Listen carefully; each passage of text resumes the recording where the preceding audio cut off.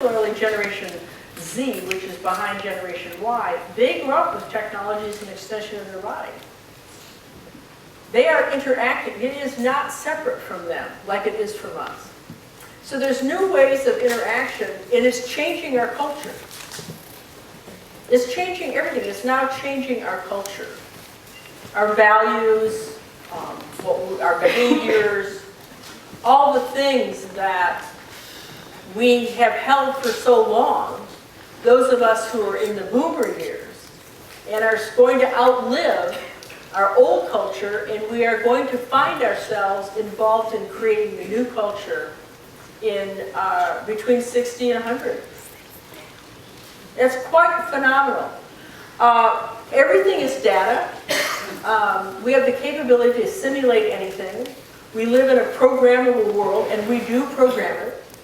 Everything, we have anything can look real. Anything can look real, and that's one of the challenges today. That things look real, what is real? And so, one of the big questions, I think, and that we're wrestling with is, will we increase our skepticism of content in a new context of multiple interpretations of every event, everything? There are multiple interpretations of all sorts of things. They get shared online, then they get taken offline in Starbucks and, in family conversations. I mean, it's a remarkable phenomenon. The next trend, which is really, this is sort of the result of the impact of these technologies, these disruptive technologies on everyday life. It's the rise of the individual.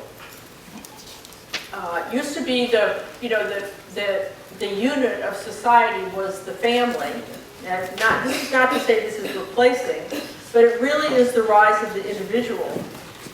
And it's the one-size-fits-all to ubiquitous customization.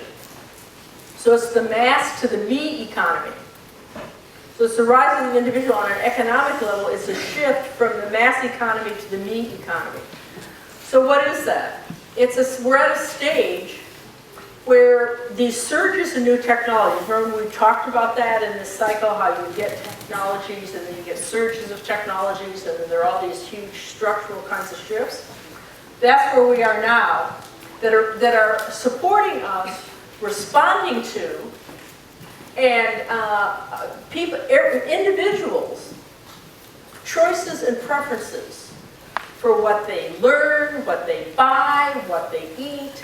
It is just completely transforming that. We're now able to do that and make it work. That's a phenomenal shift. There's shrinking costs of divergent hardware to support this.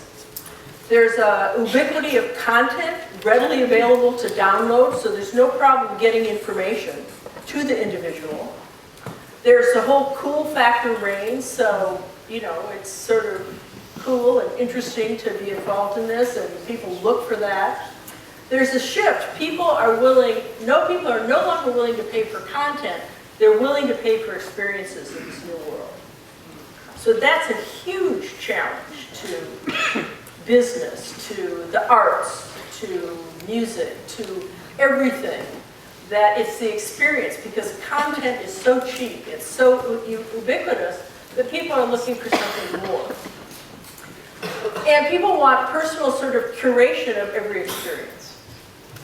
So the implications for the future are we're going to have hyper-personalization of markets for everything. It's sort of the greedy audience of me. And why are we going to get that? Because we can. You can do it, I can do it. All of a sudden, we can make choices about what we interact with and what we want to do, who we want to do it with, and it's all like your own little economy. How do you spend your money? People have ways of getting content in the format, shape, size to fit their desires.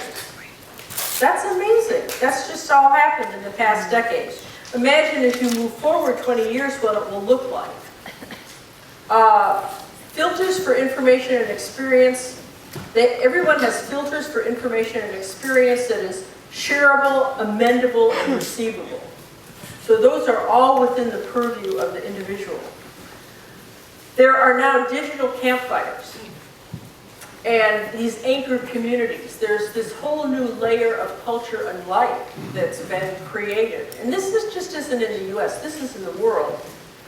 When we look out 20 years, we get to 2025, many, many homes, almost every home is going to have a 3D printer for making mousetraps, cups and plates, clothes, personalized objects of every kind.